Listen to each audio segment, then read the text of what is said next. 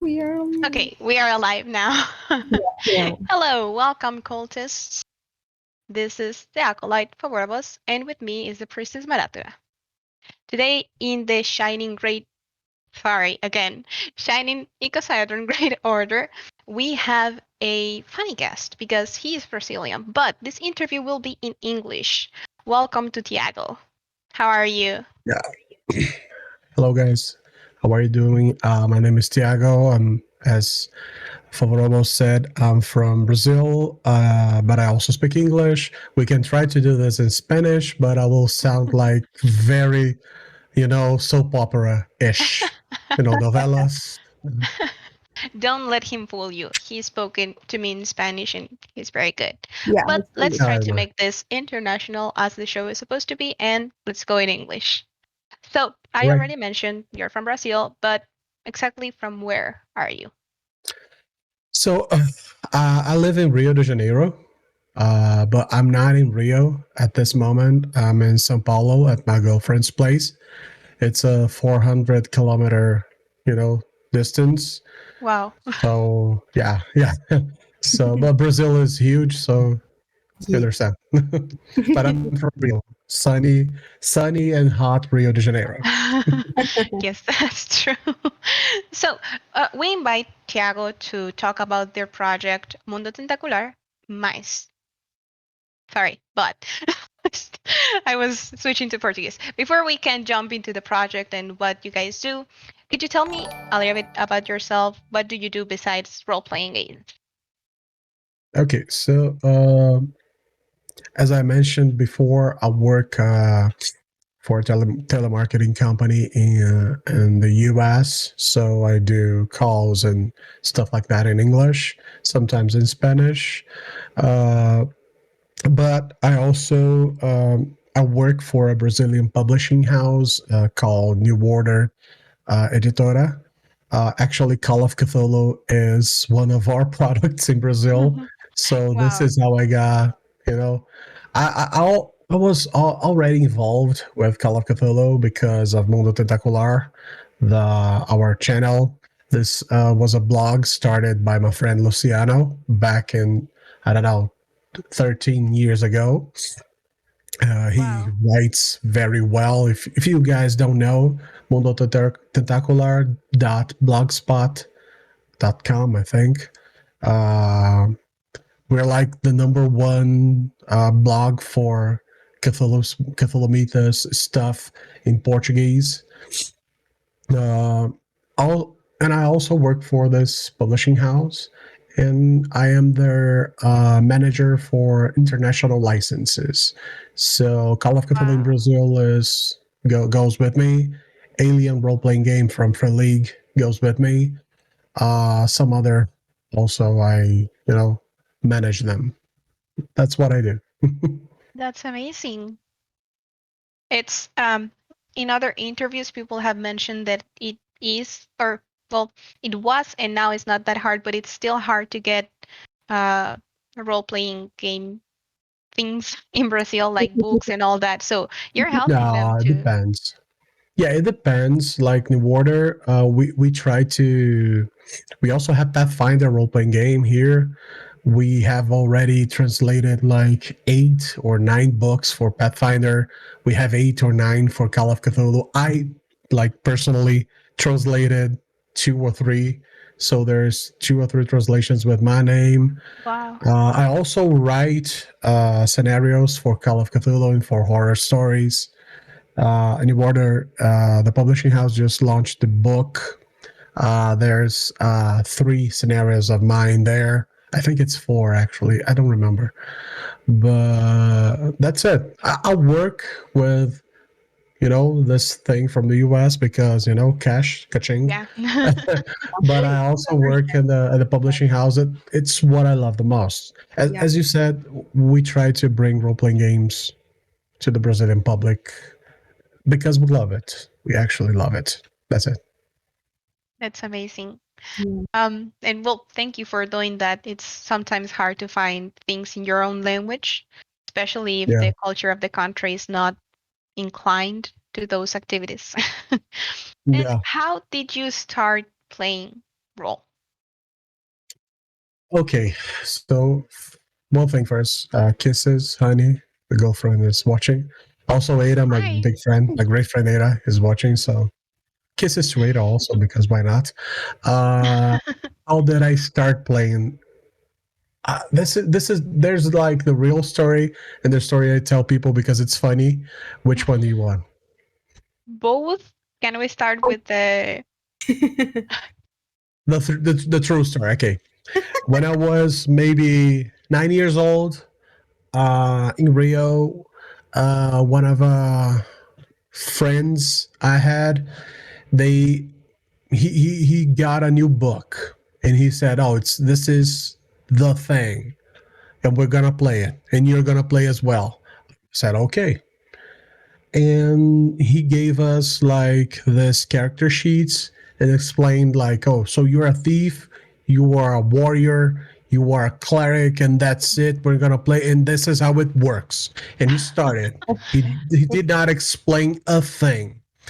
And one of the guys were playing with us, he was like a bully, like a bully like for real, and I Oh, used to be bullied by him, and he was playing with a warrior, and he was makes already sense. bullying me during the game, and I was the thief, which was a halfling. Mm. When the thing started, and he said that he was going to attack me just to bully me some more, he missed the attack, and it was my turn. But my first roll was a 20, Wow. Haha, it and was your yeah, time. yeah, and it was a short sword, D&D, old school D&D. So D6 damage, and it was a critical. It was a critical, so I rolled 6, and it was a critical, double damage. I killed him.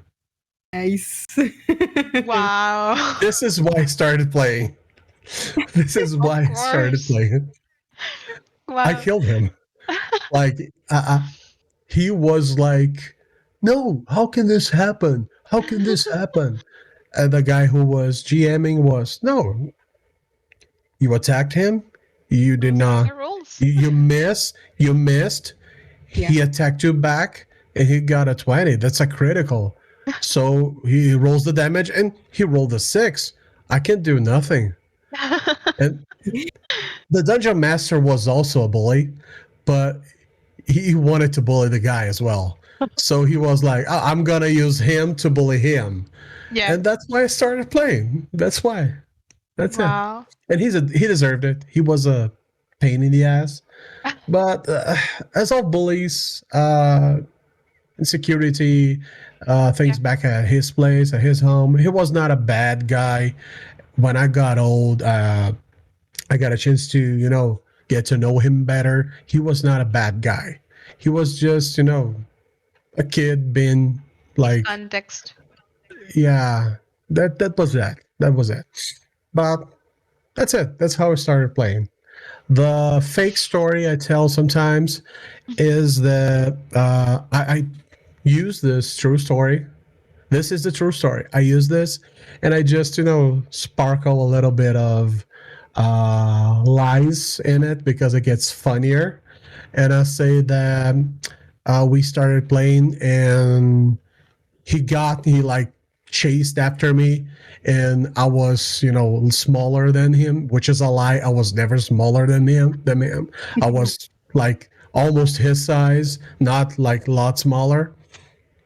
And I dodged behind, like behind his legs, like underneath his legs, and got behind him and like jumped him, like just pushed him, and he fell. And this is how I say I started, because I was like the thief playing. This is Right. a lie. Nothing like this happened. Nothing. Nothing. Well, It's fun. we love roles, so this is a great opportunity to build Yeah. a story. So Of course. Yeah, it's it's a it's a halfling. He great goes under your leg, he pushes you from behind. It's a halfling. It's textbook halfling. This is you can imagine Frodo doing that to an orc. This is Yes. textbook halfling. When you started your story, I was going to say, oh yeah, a lot of people has like sad, bad stories when they start and they stop playing and they come back. But yours, it's amazing, an amazing turnover. Yeah. I started like 9 years when I was 9 years old. And the guy who was, our first dungeon master, he he just hated the game. He did the first session, but he never did it again. And we kept asking him, but I don't like it. I don't like it. I don't want to do it. And we call it here in Brazil I'm gonna say this in Portuguese, Yeah. the geração Xerox, which in English would be the Xerox generation. Oh, There is yeah. like a lot of people who would get their hands on their first role playing books from a Xerox, from a photocopy from another friend who had a photocopy from another Yeah. friend who had a photocopy. It was never the original book. That was like always like the third, fifth a photocopy of the original. And we started like that. I started like that. And when I was 10, I started like really being the dungeon master, really playing like, because I was the only one who read the book and it was in English, and I Oh, knew English like not a lot, but I could understand the writings of the yeah. rules of how we were supposed to play. And I started GMing when I was 10, maybe 11, something like that. Wow. Yeah, it was fun times. I'm 40, so it was a long time ago. Pretty much all It's your very life well you've been written. playing. Yeah. Yeah. You have a lot of Uh experience. yeah, I stopped when I was about 17 because my family moved to a distant neighborhood, and back then there was no like internet like there is today.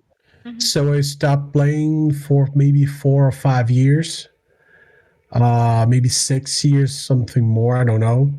And I got back playing because um I was with a girlfriend back then, and we broke up. We broke up, and I was like, I don't want to be in any relationships right now. I'm gonna look for a role playing game group, and I found it, and I started playing again. Was it hard to find a group?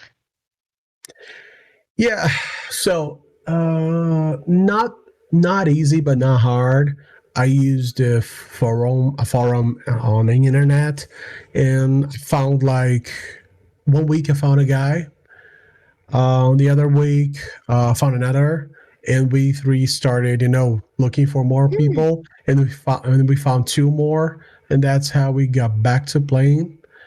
A little later, like we started, finding more people and uh, finding out about meetings, role playing game meetings that were going on. It's a whole hidden world. It was at least a hidden world. Like it was almost like I'm gonna buy cocaine. No, I'm gonna buy role playing games. Here, this is Dungeons and Dragons. This is Wanna Call of play? Cthulhu, the heavy stuff. Wanna play? Wanna play? Wanna play? Yeah, yeah. It was like this. But that's it. I don't know if you guys had it, the situation there where you live, but we had some here in Brazil, some situations like uh, police and people from, church and things like that, Mm. Yeah. associated role playing games with the devil or Yeah. devil worshipping or killing people at cemeteries. It's not like we don't do that, but we Not don't in do a that. real life. Yeah. That's why Yeah, but we play yeah, role games. yeah. No, girl, sincerely. Uh, People were like associating role playing games with like Dungeons and Dragons just because of the the front of the book, like Oh. the Mhm. I devil's forgot the name face. now. Yeah, that red devil's face, and people Yeah. were associating. No, it has a devil on the cover, so they must be satanic, you know.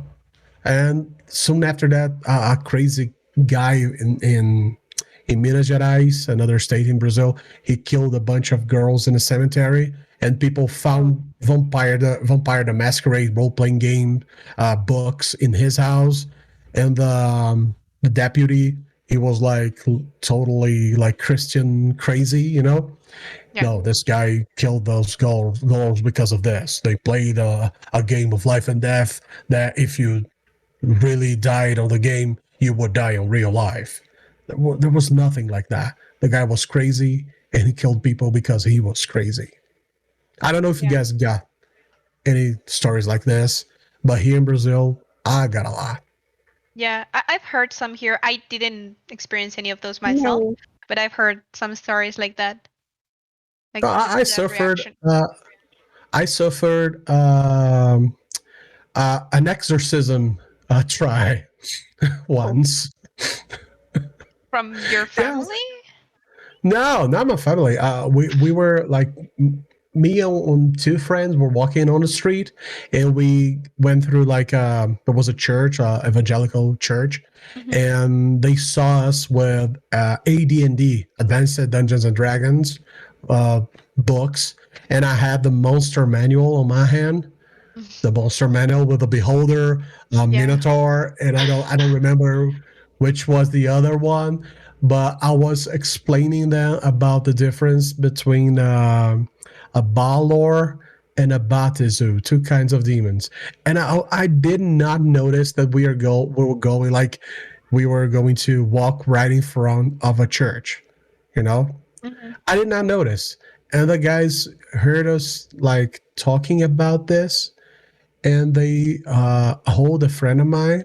They tried to hold the other, but this guy just ran off, and they hold me, and I was like, also like, no, you gotta let me go. I don't. You gotta let me go. But they were trying like to hold me. This other friend of mine was a little bit over like he wanted to, you know, how can I say that? He wanted to you know, have fun Mhm. with the guys, so Oh. he started imitating Donald Duck. Yeah, and said that he was possessed by the demon, imitating Donald Duck's voice. The guys really like were like, you know, in the name of Jesus you have to you know. And I was like looking at that whole situation. I was maybe 16 years old, like this. Right. And the guy was doing Donald Duck's voice. Oh. Yeah. Wow. No, I I don't have that kind of stories either. I know.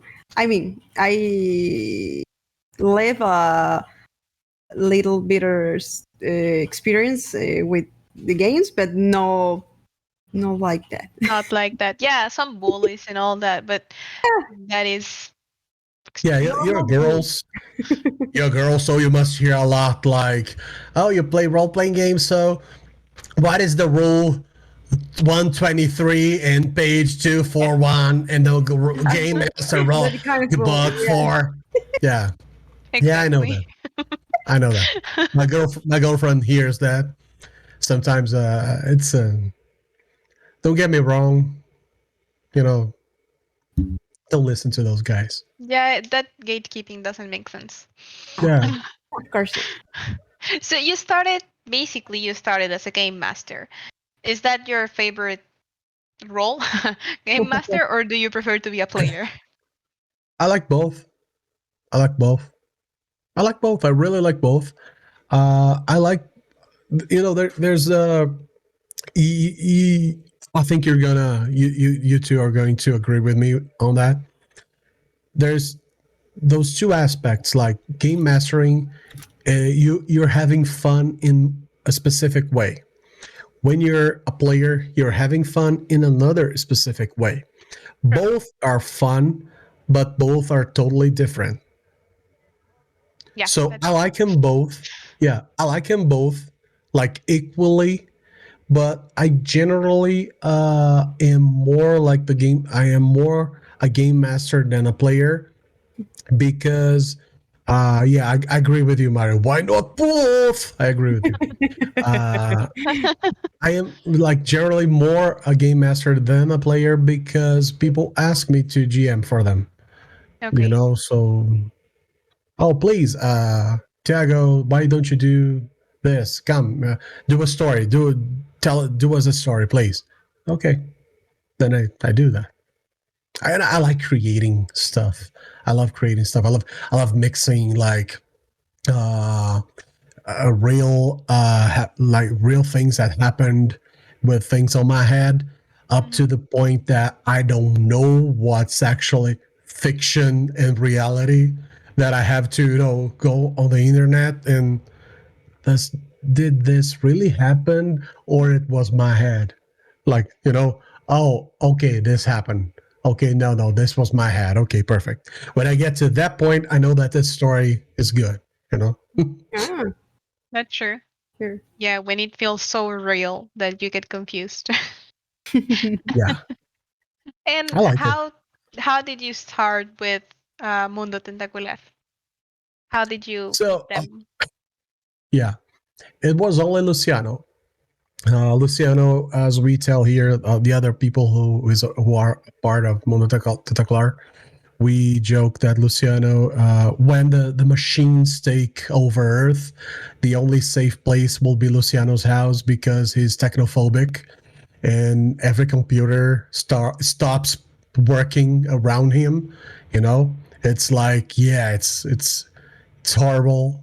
Okay. It's horrible. It's something out of the out of history books. Like people should like really write this down because when the machines take over, hear me, I'll be safe because I'll be at Luciano's house. So he was writing this blog for like a while, like almost 10 years. And I was like, oh, Luciano, we should do why don't you start a channel on Twitch or YouTube? Why don't you start something like this, like that, like this, like that? And he was like, oh, okay, so I'm gonna do it, but I don't know how to do it, so you're gonna do it for me. As of now, you are part of Mundo Tentacular as well. Okay, okay, and that's it. That's pretty much it. Okay. There was no like knighting thing. I expected like a sword or something being but no, why not? There you go. Work. Yeah, like So, how many people are in Mundo Tentacular? okay, let's go. Luciano, me, my girlfriend, Maini. Uh, there's Ada, which is also there on the chat. Mhm. Um, Batistone, Wellington Batistone. Who else? Orochi, which is a friend of ours. Is there someone else? No, she confirmed with me. She confirmed for me. Because it's not that I forget people. It's not that. It's because there's like so many people now. Because I Oh, forget sometimes, and it's not I'm not Not being personal. sorry about that. Yeah, it's not personal. I just forget. And how did you guys meet? So I met Luciano on a convention, a small convention. I was going to do a Dungeons and Dragons game, which I actually did. I always loved like horror, terror stories, so I liked dungeon mastering. Dungeons and Dragons in Ravenloft or Dark Sun, places with a more like a survival feeling, horror Mhm. feeling, and I was going to do that. And Luciano was there GMing Call of Cthulhu, which I knew that was a role playing game, but I never saw it in Brazil. And Okay. that was the first time I saw it. and I was like totally blown away like by it. And I was like, okay, this is something I want to do. This is something I want to really do. And but like lucky me, back then Amazon started sending books to Brazil, Okay. and the shipping was absurdly cheap, like, and the dollar wasn't as pricey as it is Hmm. today, at least for us. And I was like, okay, I can buy these things online. This is not going to work. Like, I bought out like maybe 6 books in a week, and I read through them like, yeah, and I read through them like, like a freaking psycho. Yeah, and I finished, and I was like, okay, I'm gonna GM this. And I had already read like Lovecraft's works, so I like some of his writings. Hmm. Like my favorite one is the I know the names in Portuguese. I sometimes forget it in English, but it's the oh fucking yeah. Sorry about that. Uh honey, please help me with the one with the meteor that falls on Earth. The Yeah, I forgot the name in English. I don't know how I forgot the name in El English. color. color, Yeah, the color out color que cayó that del came from outer space. Yeah, Yeah. a cor que caiu do céu em português, le color que caiu do espacio, Yeah, Uh-huh. one and of the my color out favorites from outer too. space. Yeah, it's my favorite. It's my favorite. Like Oh, I love that one. I just love that one. I also love others, but that one is like the first one. That was actually the first one I ever read from him, and I was like totally blown away by it. Like the Yeah. whole feeling, the whole how you hear the story about you don't hear like firsthand. It's not a firsthand contact with it.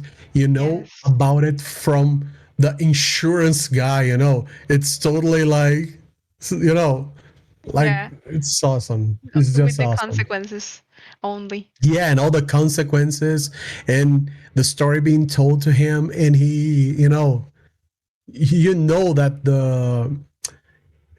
there's a lot of doubt. There's a lot of everything that happens, and it's just that feeling of the unknown, of the I can't do anything about it. This is going to kill me someday or make me insane. I was like, okay, I like this. yeah, The that's the Lovecraft listic, effect. yeah, the holistic sensation of it. I like it. So I told my girlfriend to watch the thing, that movie from Yeah, Yeah. Joe Carpenter. Yeah. I told her the other day, "Oh, watch the thing," and she watched the second, which is actually like a prequel, Yeah. and then she watched the first one. She liked the second because there was like a kind of a happy ending. The girl kind of gets away in the Yeah. end, and the first she was like, "I don't know if I like that ending." Because we don't know what happened, and I was like, yeah, and that's why I like Exactly. it. Yeah, I And like that she's like, too. okay, I understand, but it's not that much my thing. She liked the movie. She really liked the movie, but the ending, she felt like it was. She wanted to understand. She wanted to know more. I'm happy with not knowing more, with everything being left to my brain to process it. So this is very Lovecraftian, and that was it. That's true. It's very Lovecraftian. if It you is. haven't seen Annihilation, it's very similar the story. Mm-hmm. I don't know. Annihilation. Yeah, Yeah. No, it is. yeah, It is. I like it Ah, because the movie of the of the story with this actor, I don't remember his Nicolas name. Cage. Yeah, I Nicolas Cage. I love Nick Cage. I love Nick Cage. I don't like the Yeah, movie. I love him. Yeah, did you I like love it? him. I love him. I love him. I'm like super psyched about him playing Dracula, the new movie, like Renfield. You know about it? Oh, no? Yeah, it's about to launch it. Like it's the story of Dracula, but from the eyes of Renfield, the Okay. helper. You know. Yeah. So Nick Cage is going to play Dracula, and I'm like super psyched for it. Oh, yeah, yeah. Wow. I Mhm. haven't seen that. I'm super psyched for it. Yo, go search for the trailer. Renfield, like Okay. he looks like really good on the character, but you don't see him throughout the whole trailer. Just by the end, and it's like a real quick like, and it's like oh, I love it. I love it. I know I'm gonna love that movie just by like one scene. That's it. That's Nick Cage. I love Nick Cage. Oh, yeah. The makeup looks good. I do like Cage, but to be honest, well, not always in some movies, but to be honest, the one that they made from the color that fell from outer space, Mm. I don't like that particular movie. The interpretation that they made of the book, well, the story, I don't Yeah, think they it's good. changed. Yeah, yeah, they changed a lot.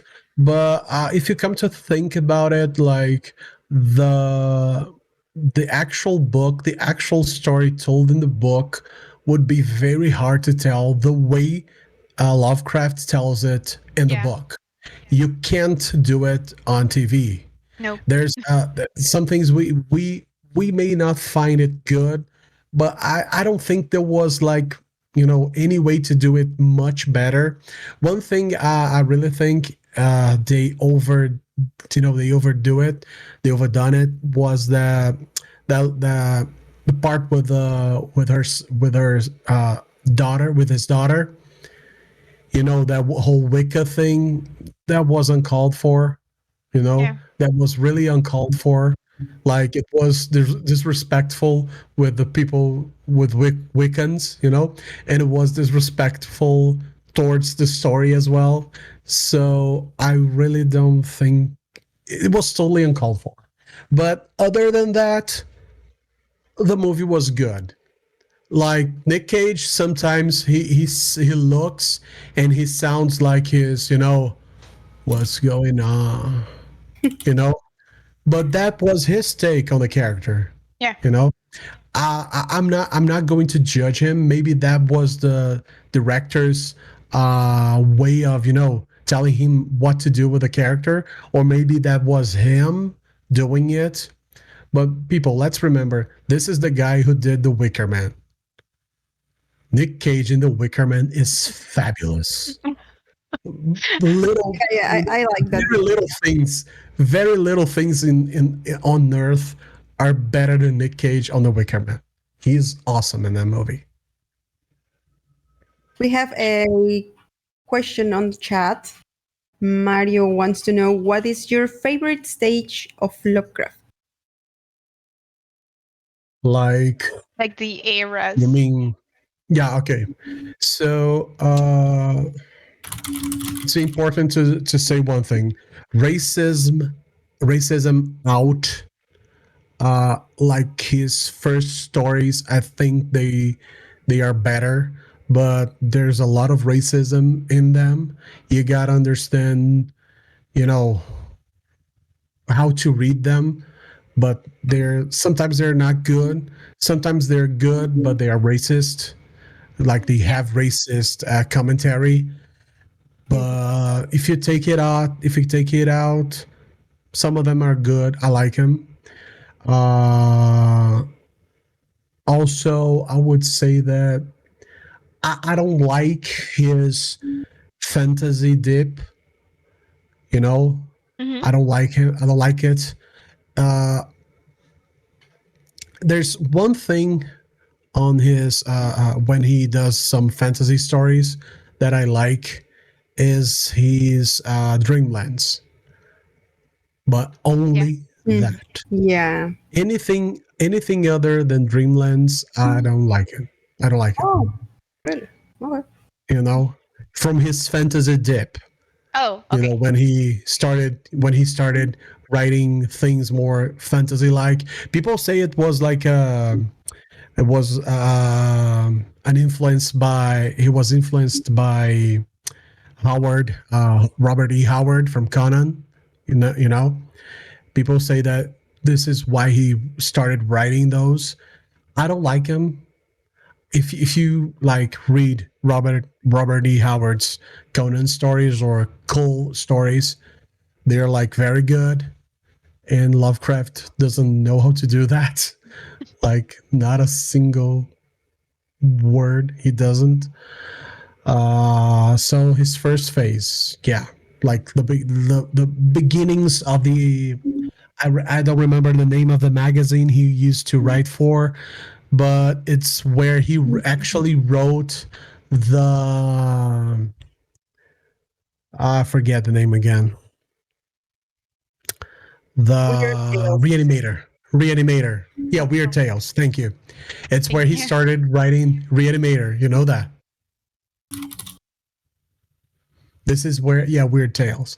This in Weird Tales he started writing Reanimator. Mhm. So Reanimator is one of his worst stories, but it's one of his best stories. I love Reanimator. There's nothing in Reanimator not to love, you know? But it's like his beginnings. I would say that. See? And if you know, or may I ask, why did you or did he chose that name? Are you or is the channel only working with Lovecraftian stories, or why they chose the name? Why Mundo Tentacular? Yeah. So Lovecraft tentacles. That's it. Okay. That's it. That's it. I once I asked Luciano, and he was like, "Well, the one thing you have more in Lovecraft stories are tentacles. So, Yeah. tentacular world, mundo tentacular. It makes Okay. sense. Yeah, makes sense. And so the channel or the project works mainly with Lovecraft only, or Yeah. We do Lovecraft. It's our like bread and butter. Mhm. But I would say horror and terror are our bread and butter. Like I've done Alien role playing game. I've done Forbidden Lands, which I always everything I do I try to you know do Diver- it with a horror twist. yeah. If I was ever going to GM my Savage Worlds of My Little Pony, I would do it with a horror twist. You know, I would. It would Excited. be awesome.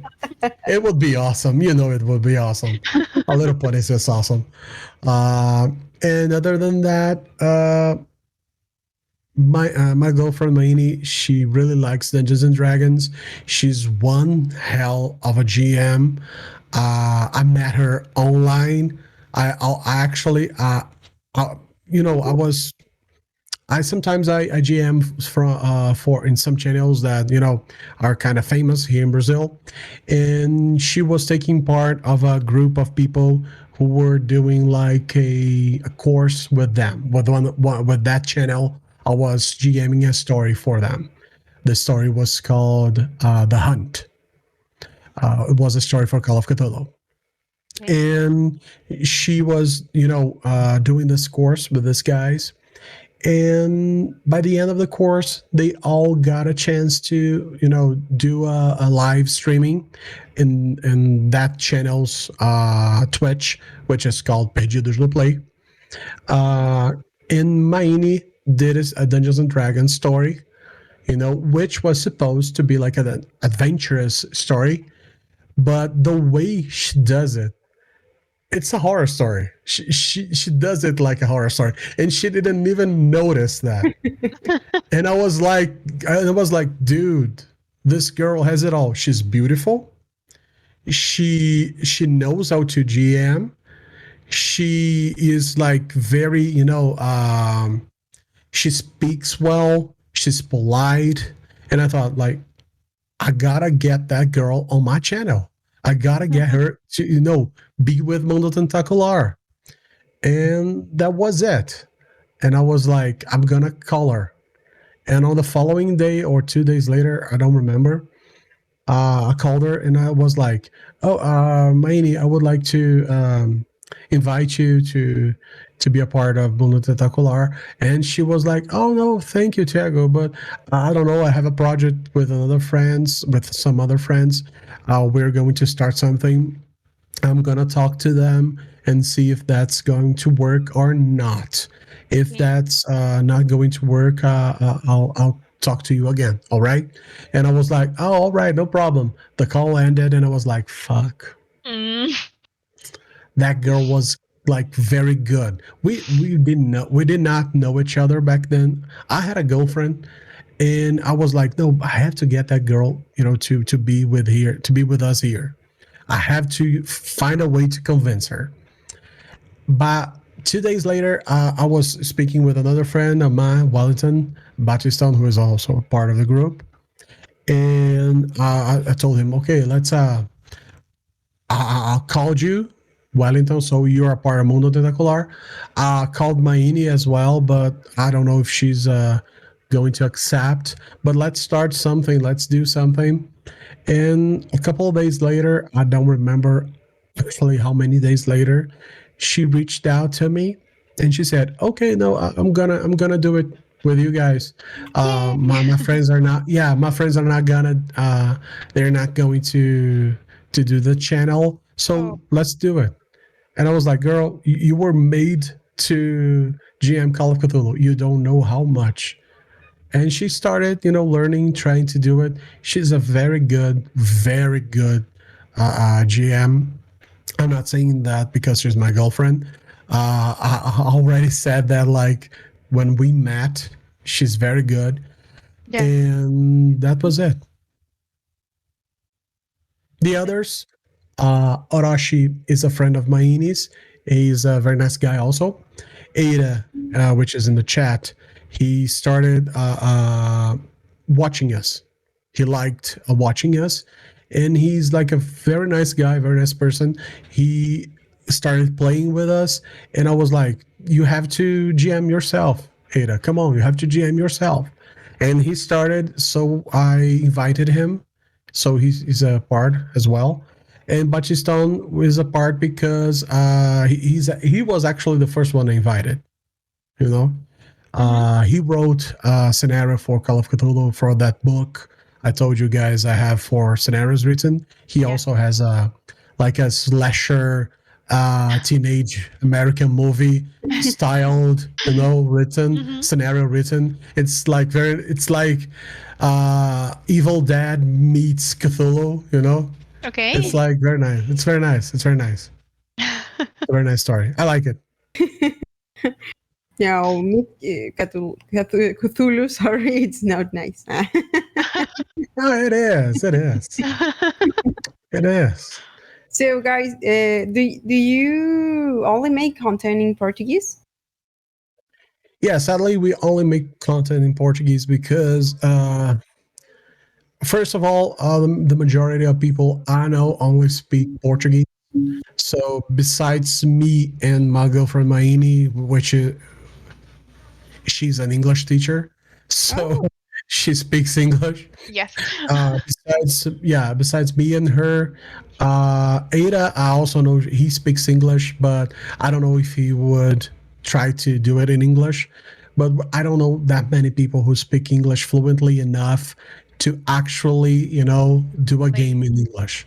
Yeah, right. I've been to Gen Con like in 2019, and I GM'd there. Numenera from Monte Cook Games. Mm-hmm. I GM'd Numenera there. It's hard. It's not easy to GM in another language. Yes. It's hard, you yeah. know. And the people there actually made it harder because my tables were like 8 people. They were like over the top full. Wow. Wow. That's a Yeah, big table. yeah. Well, okay. I managed, it worked. People had fun, so that's it. Okay. I also got a lot of swag from them, and Monty like signed all my books. Nice. And he's just he's a doll. Monty Cook is a doll. He's a very nice person. Bruce Cordell already also like very nice person. It's not hard to make jokes in English, Ada. I do make jokes in English all the time.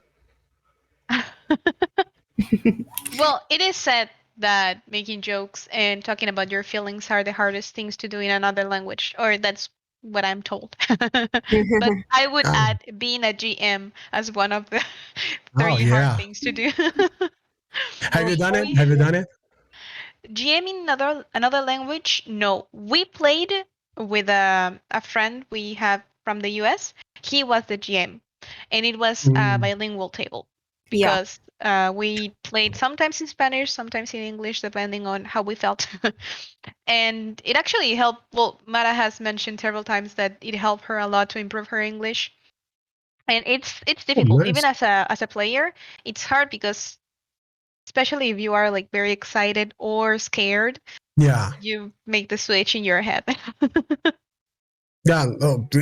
No, not only that, like I say things like wrong in Portuguese all the time. I'm gonna say them wrong in English as well. So what the, you know? I always say like you know, sometimes you're GMing, sometimes you're doing like describing a scene, and you don't, you know, do like you're going to do something and you do like, you know, Eric Clapton, she don't mind, she don't mind, she don't mind. But you know, he has like years and he is from Britain. He can do that. I can snot. You know, people would judge Yeah. me if I do that. Yeah. You know The that. You know bullying that. is double. Yeah, yeah. Like you're gonna jam in English, so you gotta know English to jam in English. If I suffer at being a man and I'm like I'm 187 centimeters tall, people don't generally try to bully me to my face.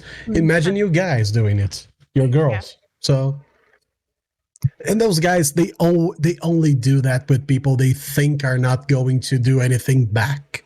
You know, Yeah, that's they true. don't do it with you know, they don't. They're all of them. All of them are, you know, freaking, you know. Cowards. I'm not gonna say. I was gonna say a bad word. I'm not gonna say it. Sorry, cowards. Thank you. Let's say that. Yeah. I see we have a few questions in the chat. Few. Let me see if I don't miss one. Okay, so the first one is what have happened? uh-huh. Yeah. What have been your favorite chronicle that you have played so far, and why is it Lovecraftian? So Lovecraft is Lovecraftian because he, you know, created the thing, the whole cosmic horror thing. That's why he's Lovecraftian. There's no other way to describe it. It's like asking why Tiago is Tiagoian. It's because it's me, you know. That's Right. it. But if I would describe Lovecraftian, I would describe something like nihilistic, like having the feeling and the knowledge that there's something out there which is so powerful, so immensely powerful that you don't have the slightest chance of winning anything against it. You can only try and mitigate his plans. Mhm. But at, at the end, this is all going to fail. That's it. That's Lovecraftian. If I was gonna, you know, say it. What was the other part of the question? My favorite chronicle? Yeah. What has been your favorite chronicle so far?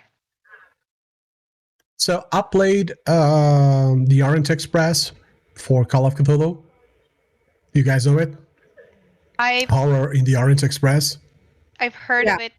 I don't know it in Yeah, detail. that would be it. That would be it. Like it's a box. Like you could kill someone if you hit him in the head with that box. It's heavy as hell. It's a story that takes place in several cities in Europe, and the linking thing you got is the train, is the Orient Express. Mhm.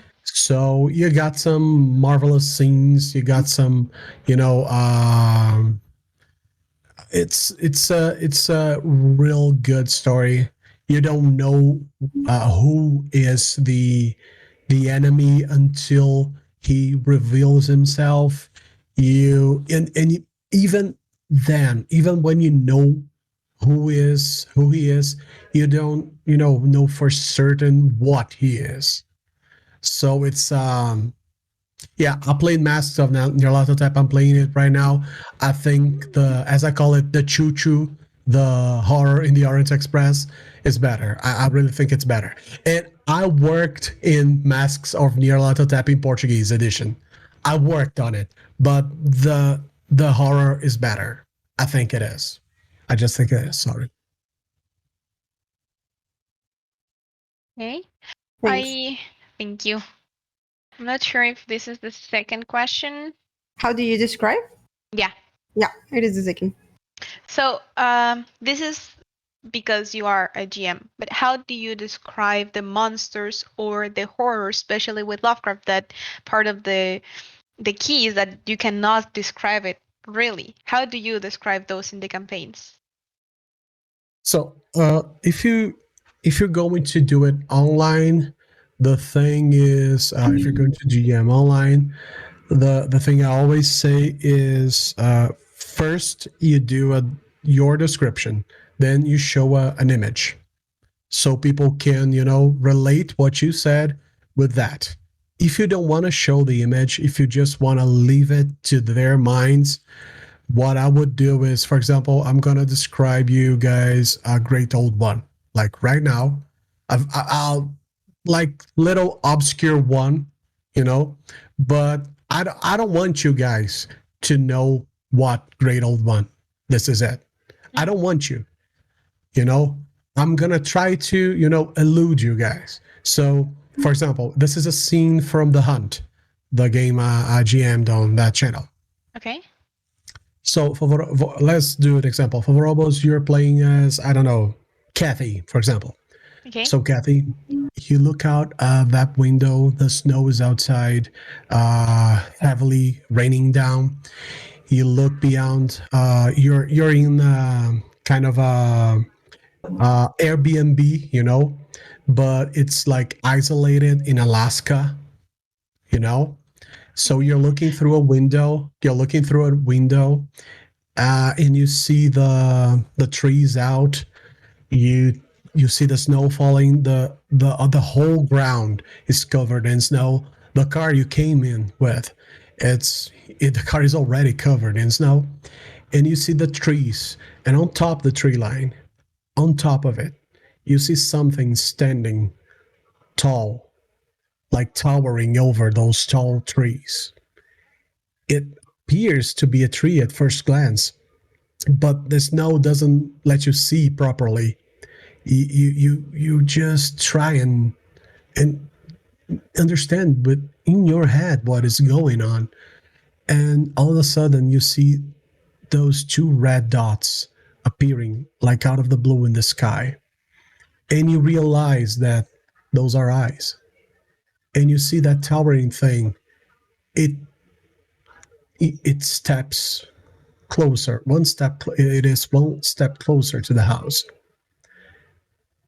You see that humongous, towering, thin mass of bone and hair, like a giant kind of skeleton with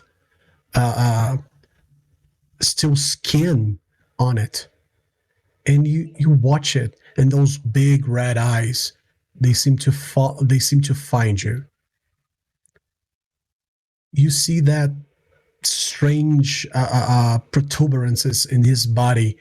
It kind of seems like he's if you think somebody to if you would think of something to try and relate him, you would say that's like it looks like a werewolf, but it's 15 meters tall. you fall back because something is not right here. You try to, you know, uh, Wake up. access your eyes and wake up. And when you watch out, when you take a look, when you take a peek outside that window again, it's not there. But you see, but you see a huge mark on the ground just outside the Oh, tree line. it was there. It was So real. yeah. So what is this? What is this great old one? You know, I'm not describing it enough for you to understand it. True. I just want to focus on the red eyes because that is going to scare you. The fact Yeah. of the red shiny eyes, and the fact that it's 15 meters tall, towering over trees. Yeah. But this is Ithaca. You know, this is my uh, Interpretation. yeah, my interpretation of Ithaca. You know, the wind walker, as Lovecraft says. So, you know, this is it. You don't have to describe it. You have to find one point, one thing that you know it's going to let the players, like, as we say here, you know, like this. You know, that's it. That's what I do. That's how I describe Lovecraftian monsters. I don't do the slimy, tentacled, three-headed, undescribable thing. I don't do it. I don't do it. I describe and I try to tell something, like to say something that your mind would associate with it. Okay. Because this is me. I'm a human being as you. I know that you have at least once in your whole lifetime, you've read about werewolves. Right. You know, I don't know if you read about Wendigos, Yeah. but I know you read about werewolves. Everybody Sure. has read about werewolves. So I'm gonna try to describe it and give you like something to associate with it, which is not it. But I know that's going to, you know, leave you like, I'm dead feeling. That's it. Yes, that is true. Okay, well, thank you so much for this mini narration. I hope this Yeah. helps with your question, Nusumbra. um, Let me see. You mentioned that you've written some stories or some scenarios for manuals, right? Have you Yeah. ever been the player of one of your own stories? No, never. But you've Never. been the GM for your story? Yeah, always. Okay. Always. Would you like to be the player? Yeah, I would. Especially if people change what I do, because if they don't, I will know the whole thing beforehand. That's true. But if they, yeah, but if they get, like, if people get one of my stories and, you know, GM it back to me, like changing a few, you know, plot points, so I'll know, be really playing it, I would love it. I would love it. Hopefully you'll be able to experience that. Yeah. Oh, I could actually play something without people know I'm the, you know, the author. That would be fun That's as well. true. That's true. We can plan that without telling them. The next question is, what would you say that is the best tool to use when narrating Call of Cthulhu? What do you mean for tool? Tool, I assume that, well, I'm not sure. What do you mean by tool? But maybe like music wise Creatures. or Oh, okay. So, two things. Two things actually. Um, there's a very, very thin layer between horror and comedy. Okay. You have to find that point where, you know, you're telling a story and it's lighthearted, it's cool, it's, you know, peace and love. and you have to know the point where you dip into horror. This, like we're doing here, we're telling a story and it's all going well, okay, all going well, no problem. We're the three of us, we're like talking. I don't know, maybe one of you guys is the GM, and all of a sudden you change the tone of your voice and you start saying something, pausing like this, but doing just like this. And you, at that, the precise moment, you cue in some music or some sounds, like very, very low, so people don't notice at first. And when they do, it's like you're already doing it, and they get, oh fuck feeling, Yeah. that's it. It's not only the music, it's not only the images, the describing of things. Is, a very cool conversation we're having, like, oh girls, you're so nice, but I don't think we're alone here, because when I look back at you, Favorabos, who's that guy over there with skulls and bones behind you? Yeah. This is it. This is the, I think, the greatest secret of a GMing horror stories. You have to, do the, lighthearted thing, and you have to know how long and when you're going to deep into the horror stuff, and when you're going to go back to the lighthearted. Because if you're GMing something and it's all horror becomes the commonplace. And when horror becomes the commonplace, there's no horror at all. True. That's true. I wait. Okay, I lost it, but I found it. What? My Yeah, mind. this is yeah. Continue, please. What would you say that's the most difficult part of being a narrator, a GM? Remember everything your players asked you.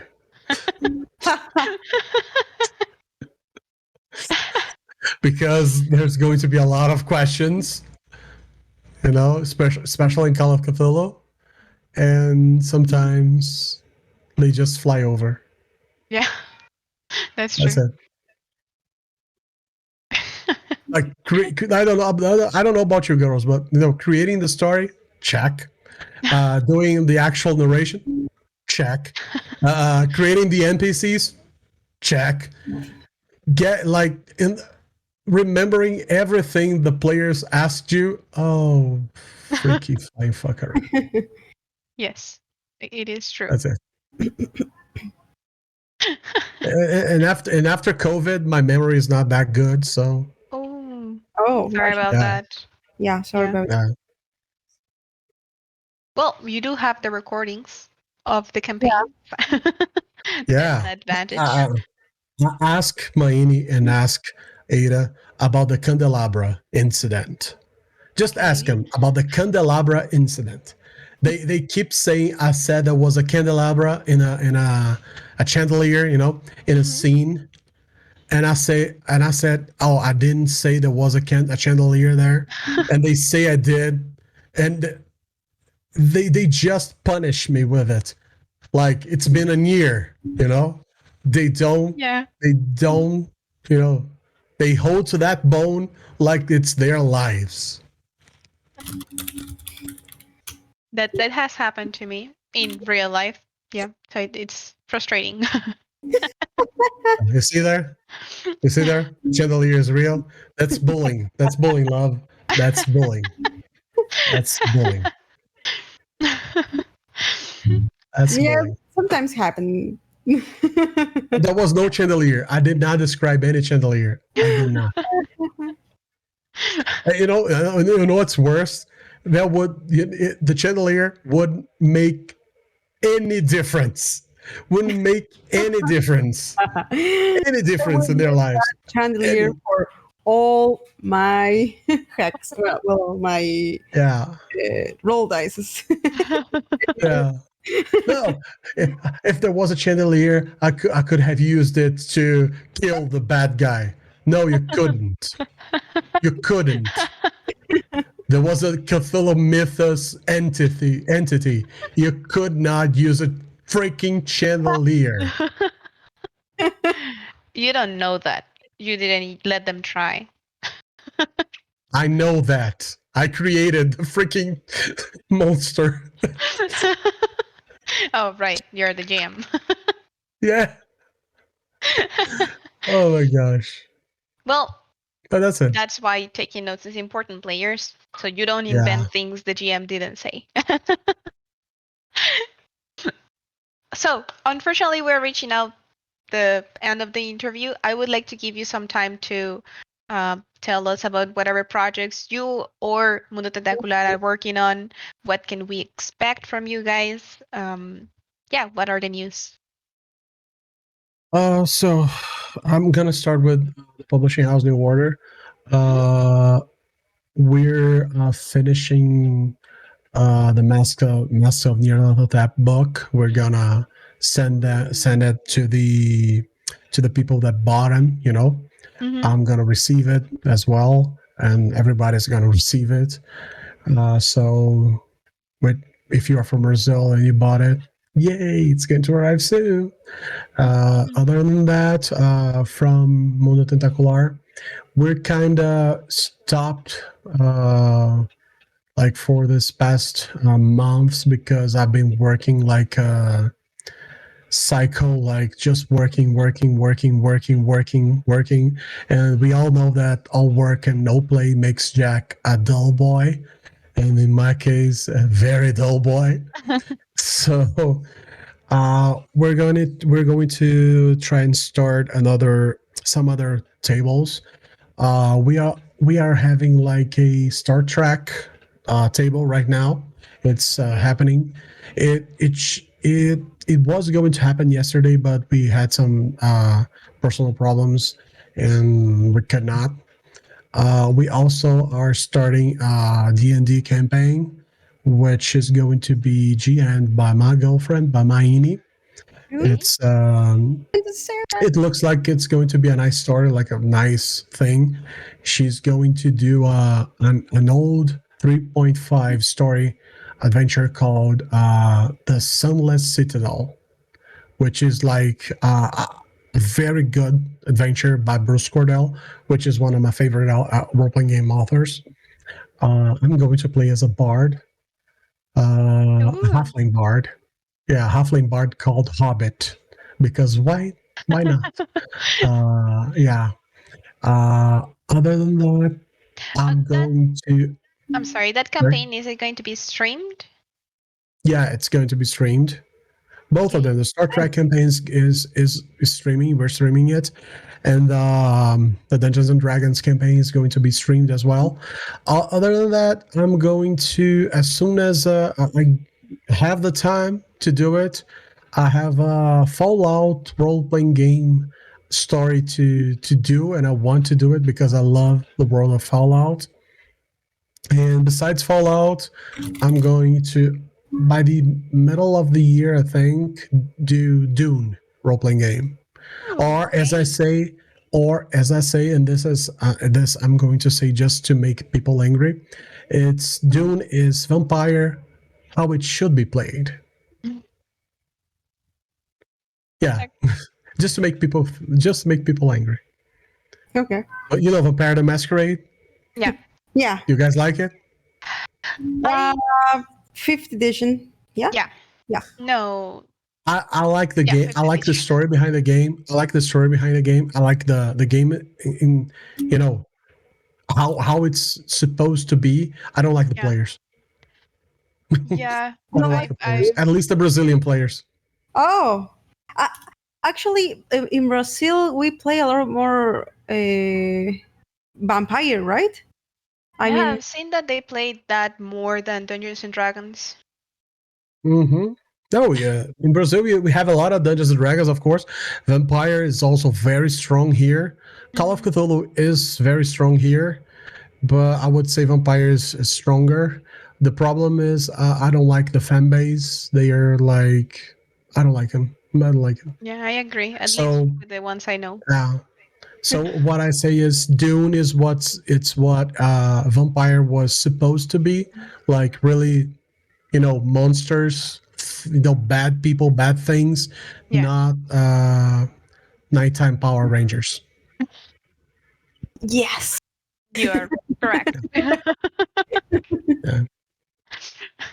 You are a vampire with vampire problems.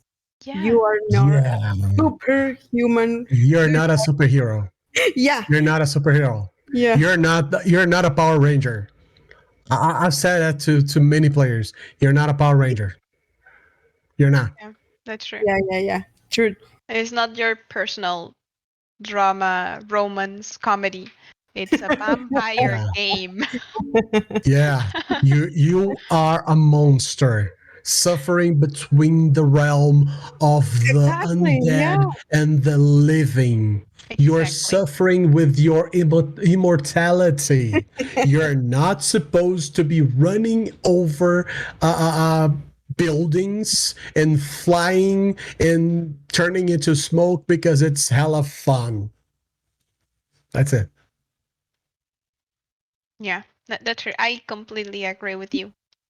Um, so if we want to support, yeah, I also read that. I'm Okay. not sure if Pasión this, de la pasión. yeah, Pasión de Yeah. la pasión. Do you know that name? Do you know? Yeah. Of course I know it. yeah, everyone Yeah. knows it. It's not that kind of game, people. A Pasión de la Pasiones is marvelous. It's marvelous. I Yeah, would play it. I would play it. If you want to invite me to play Pasión de la Pasiones, I would play it. Yeah. But I would have to be my character would be Héctor González de la tienda lo de que I'll go así, comprende? see, And my character would be like a Mexican soap opera actor, but the beautiful guy, the yeah, beautiful, not handsome, beautiful, beautiful. Okay. you know, you know, not handsome, beautiful guy, but totally like totally, and Yeah, I but if would do it like, you're going to play that, it makes sense. If you're going to play vampire, you don't make that character. They're two yeah, different you don't beings. make that character. Yeah, that's exactly. That's that. Yeah, That's it. that's true. And um, just before I continue to this last part, how can we support the channel? How can we help you guys Yeah. grow or push your projects? Push your projects. Well, if you wanna help us, just follow us. Like for example, I just logged in Mundo Tentacular account here. I'm following your channel like right now. So Yay! if you guys wanna Oh, follow us, you see yeah. here Mundo Tentacular, just follow us. We'll be like very happy if you do it. Um, Also, if you want to watch us, sometimes I know that we speak Portuguese. Sometimes you'll not understand us. It's all right. It's all right. No problem. No problem. If you just want to go there and you'll say saludos de Mexico or saludos de Colombia or saludos de Venezuela. I got friends in Venezuela as well. Chile, Peru. I don't know. I'll be like very happy if you do it. That's it. All Thank right. And yeah, the chat can now see the link tree for Mundo Tentacular. So please check it out. Go see their pictures and videos and other things. Um, what we here in the channel, we have a way to thank people for coming to share their experiences and everything. It's like a symbolic acknowledgement that we give whoever is participating in the name of your channel or your project. The viewers will be able to see it right about now. And I'll give it to you later through, I guess, Instagram. It's just a symbolic acknowledgement that our designer created for Hadar. And it's a way of Nice. the channel to say thank you for coming and giving us this 90 minutes and talk about role and participating in making the role-playing community bigger. It's been my pleasure. And if ever you guys need a player that plays can play in English, you can call me. I will also be calling you if you want to. Okay. Yeah. So Yes, that's yes, it. of course. Yeah, Perfect. I want to do a Call of Cthulhu, adventure in English. Ooh. But that's the thing is the twist is it's like think with me, like the whole adventure, the whole scenario it's going to be narrated in English, but your characters, you'll play like as a Mexican woman or a Mexican man or a Colombian woman or Colombian man, something happening there in America, and you have to, you'll have to buy points to, just speak English. And the many points you buy it is how, nice, how good you can speak, you know. And if That's someone cool. from Russia, plays, I would love it because I love Russian accent in English. Oh no! I love it. I would love. Actually, This would be awesome. Imagine. yeah, it would be very fun. I was talking to May Ursi, your girlfriend, I think. This is the girlfriend. Yeah, this is her. Yeah, and I would like to play with her too. So please, she already Call say her. yes. Tell her. So there's no. If she did, that's take her backs. problem. She'll have to find a way. That's her problem. She'll have to find a way. She have to Okay, find a way. well, we are Let's now compromised to play together several ideas that just came here on the channel. Or would you like to make the announcements, Mara? Yeah, we have a well. I have to say this in Spanish. Sorry. Tenemos Perpetuaedro a las 7 en unos minutos con Kaira Rolera, entonces no se lo pierdan. Y próximo sábado no tenemos programación. Terminamos nuestra tercera temporada de La Orden del Icosahedro Fulgurante. Y Nahual lo continuaremos el siguiente sábado. Es el final de Nahual, así que este sábado no tendremos programación, pero el domingo sí. Entonces síganos en nuestras redes. Por favor, Fobo, si puedes decir nuestras redes en inglés. Bueno, ya lo saben, está ahí nuestro String Master, lo está poniendo en el chat. Sun Studio. You can follow the link. También el viernes tenemos, hasta donde me quedé, está la segunda sesión de Eterno Blade, ¿correcto? Yes. Entonces nos vemos viernes y domingo. Well, Yeah. that's it for now, guys. Thank you so much for coming. I really enjoyed talking to you. For your time. Yeah. Thank you for your time. And I say goodbye. May your checks always be critical.